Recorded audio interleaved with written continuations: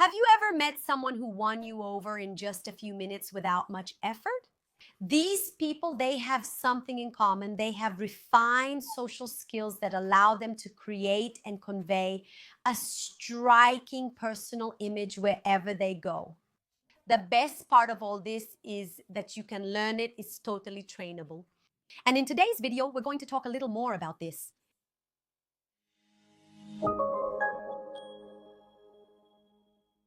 Hi, how are you? Welcome to the Etiquette and Protocol channel. I'm Juliana Santiago, a consultant specializing in etiquette. And in today's video, we're going to understand how to be a friendlier person and how to convey that in a way that also helps you project a powerful personal image so that people want to be around you and enjoy being by your side.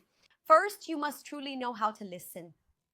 People have a lot of difficulty listening to others during a conversation.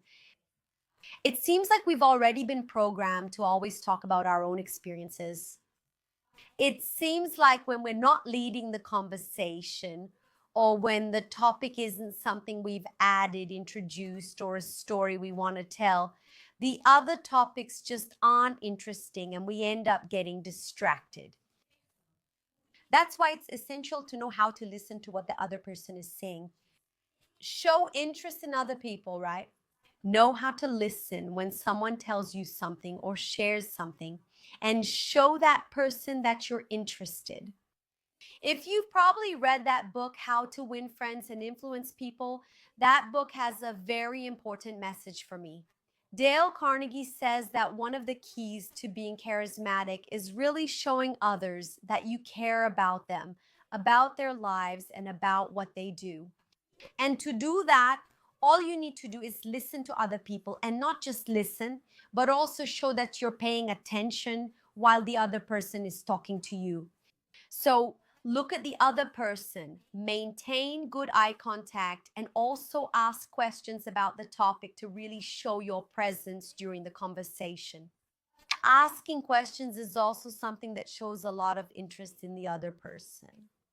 Not only when she tells you something, when she's sharing some news, a moment, or a problem, but also when it's your turn to share something you've experienced. Ask people what they think, if they would do the same thing as you, if they would follow the same path you did, what they thought about it. Anyway, include the person in your conversation, show her that her opinion is important and valid to you. So we end up putting that person in a place where what she says is important to me and she feels special being by your side. Smiling naturally is also the key for you to become a more likable person. The other day, actually, I was giving advice to a student who had excellent posture, but unfortunately, he didn't have the habit of smiling. So even though he was an extremely polite person, I couldn't connect emotionally with him. That makes us create a slight barrier. Even though in this case, it was something extremely professional, keeping a smile makes a difference for you to become a more charismatic and friendly person. That makes people want to have you around and enjoy your presence. There's a clear difference when we talk about body language between what is a genuine smile and what is a fake smile. A genuine smile doesn't have much expression in the eyes. So the eyes don't follow the smile. See the difference when I do this. Look, my eyes, they don't move that much, especially this part. My eyes, they don't close. This smile is just for the sake of it. You know, when you want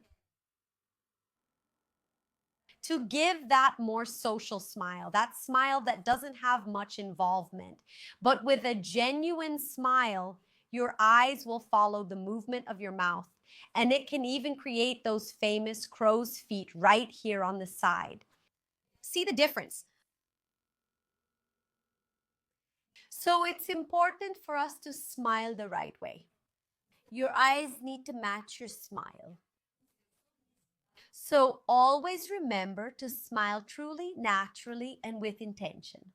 Another factor that also makes you an extremely charismatic person is remembering that person's name.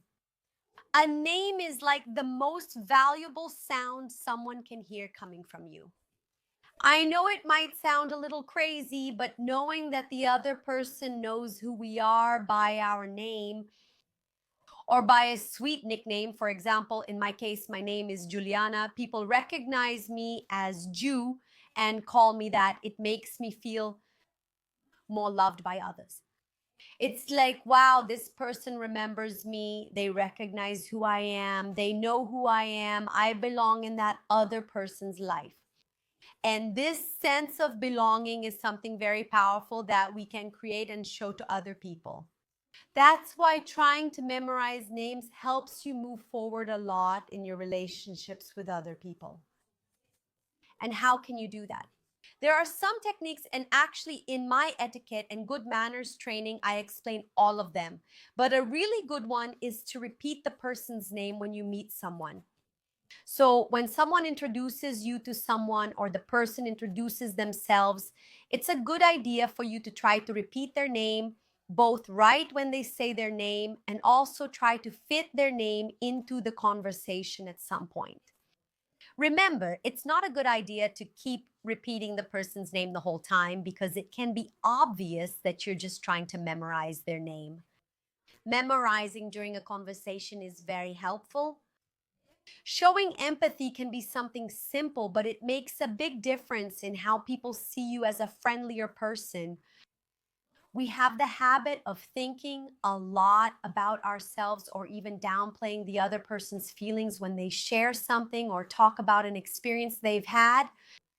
So when someone shares something personal with you, shares a detail about their life, don't belittle what they're feeling, you know?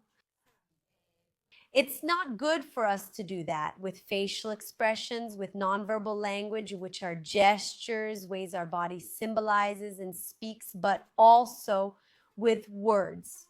So, like, don't try to belittle, like, oh, yeah, right, as if you weren't interested in the other person's pain. Whenever possible, should try to include a phrase like, wow, I imagine that must have been really hard for you. But look, you're a strong person. You managed to get through it. See? Not saying anything many times and just letting the other person share what they're feeling. If we don't end up giving them some emotional support, it can seem like what the other person is saying doesn't matter and that we're not interested in it. Having open body language is also something really important. When we want to show, to put ourselves in a position where we're paying attention to what the other person is saying, feeling, sharing, our body needs to match our mind. So it doesn't help if you're interested in what the other person is saying, but you sit like this, making faces and expressions. Your body speaks. That's why when the other person communicates with you, comes to tell you something, talks to you, even if it's just a casual meeting, like, hey, how are things? A meeting in the elevator with your neighbor, show that you are present. For example, if you are standing, try to maintain good eye contact and turn your body toward the person. If you are sitting, don't lean your back against the chair. Try to keep your body a little more forward. This is a silent language that shows you want to know what the other person is saying, that you are interested in what they say. And we've already understood here in this video that showing others you are interested in what they say and feel helps us a lot in building a personal image of a friendlier person. Giving sincere compliments is also very important. But this compliment needs to be a little more well thought out. We have the habit of giving compliments either to please the other person or because we genuinely want to give that compliment. But the more well thought out that compliment is, the more it benefits us. See the difference? When I say good job, or when I say it like this, good job on that presentation you did, I love the slides you made. When we give a more specific compliment, actually pointing out something the person did that was relevant, it makes the person even remember the positive comment you made more. So being more specific when giving compliments is going to be really interesting. For example, you go up to a friend and say, wow, I loved your outfit. That color looks so good on you, and that hairstyle really suits you. So we're not just complimenting the outfit, but we're complimenting something specific about that outfit, you know? So focusing on specific factors when you give a compliment makes a big difference. Two other points I like to emphasize about giving compliments are: be sincere. There's no point in complimenting just for the sake of it. And also be timely. You need to do it at the right moment. So if you meet your friend and she's wearing a nice outfit, compliment her right then. Be timely. Do it in the moment. If someone delivers a project, give your feedback immediately. There's no point in waiting 3 days to compliment someone on something they've done. It might seem like you forgot or just wanted to add a compliment later. It might not come across as honest and genuine to the other person. Even if you are being sincere, it could be interpreted differently, and that's not what we want. That's why, if you like the content I post here on the channel, we need to be timely and give a like now and subscribe to the channel, like this video, and also share it with other people who might enjoy this content. Having a good sense of humor, right? A balanced sense of humor makes all the difference for people to see you as more friendly and charismatic. This will make a big difference in a conversation circle, for example. So when you're going to tell a story and it's something sad and you don't want to leave a negative atmosphere or make the mood heavy, you can laugh at yourself by saying something like, wow, only I would fall for that WhatsApp scam. So try to include things that will make even difficult moments feel a little lighter. This is especially important if you're at a party telling a difficult story, or even if you have the chance to speak in a group of people and you're sharing something that happened to you. Taking a more humorous approach will make people enjoy listening to you. Showing interest in other people's opinions is also an important and delicate point. Nowadays, people don't really like to listen to other opinions. In some cases, they have very strong opinions and it becomes almost non-negotiable for them. But we need to understand that today we live in a diverse world, a world where many people will interpret the same subject in different ways. That's why we need to respect other people's opinions and even be interested in what others have to say, to listen to them, to listen with respect, and actually listen, because sometimes you have a very specific idea about a topic, but when you talk to other people, you can view other perspectives.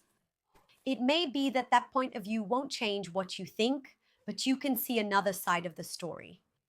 You know that thing everyone talks about? There are 3 sides to every story: one person's, the other's, and the truth.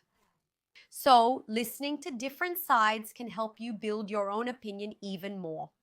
Adjusting the pace of the conversation and your tone of voice will also help you a lot.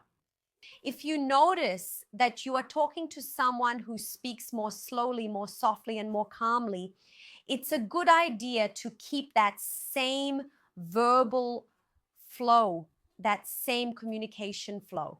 Now, if you realize you are talking to more energetic people who speak a little faster and are more lively in their communication, it's interesting for you to try to connect with them by matching their pace and tone of voice.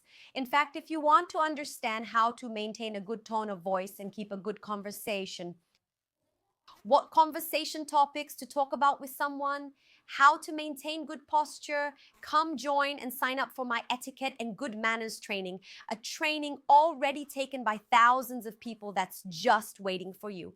Come be a part of it. The link is here in the description, and right here on the side, you have a QR code. Just point your phone at it and you'll go straight to our website. I'm waiting for you there. small gestures of kindness also make a big difference, and I can say that they are being forgotten more and more, aren't they? So, for example, it's holding the elevator door, saying thank you, saying good morning or good afternoon. I myself, when I arrive at the gym, I say good morning, even if sometimes the person doesn't even respond. I like to say it because it reinforces our position, our image, and also our presence. So don't lose these gestures, especially if you have children or kids who live with you or are close to you, because when they see you practicing this, it becomes automatic for them and they will naturally start to replicate your practices and attitudes. Knowing how to end a conversation with lightness and kindness also makes a big difference.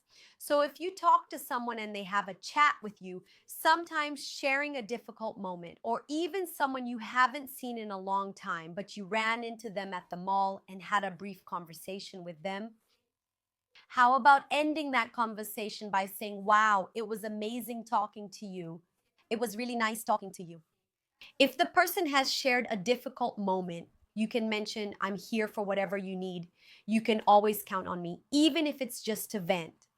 Have a nice way to end the conversation because that makes the person feel more special. And I know that sometimes we want to be too nice, but people can be really clueless. Sometimes they ask clueless questions. They bring up clueless topics, and I've already made a video talking about how to respond to clueless questions.